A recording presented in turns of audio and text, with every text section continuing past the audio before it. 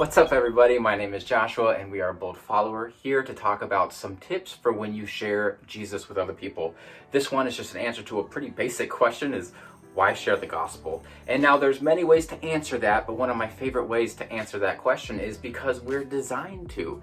See, Jesus's imagery of himself, one of the ways that he talks about himself is as a well, and a well of living water that flows out. This constant imagery is pretty constant.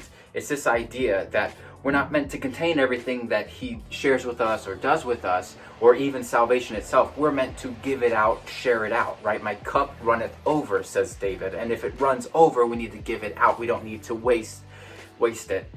Now, picture this. There's a place called the Dead Sea. The Dead Sea is called the Dead Sea because nothing grows there. Well, why does nothing grow there? Nothing can live there. Nothing can live there because it is a body of water where water comes in, but nothing comes out. And because of that, it becomes an area where nothing can live at all. And so we as Christians constantly get poured into. God pours into us, but if we're not constantly pouring out, at least in some capacity, there's something there that's missing. And so we're designed to preach the gospel. And I'm not saying that you're the next Billy Graham, though you might be. But what I am saying is a component of your life should be dedicated to reaching those who don't know Jesus. Because as a born-again believer, it is part of our DNA. It's part of what makes this life abundant and fully fulfilled.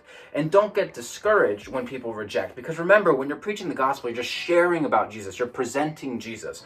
We don't save anybody. We don't convert anybody. We don't necessarily change anybody's mind.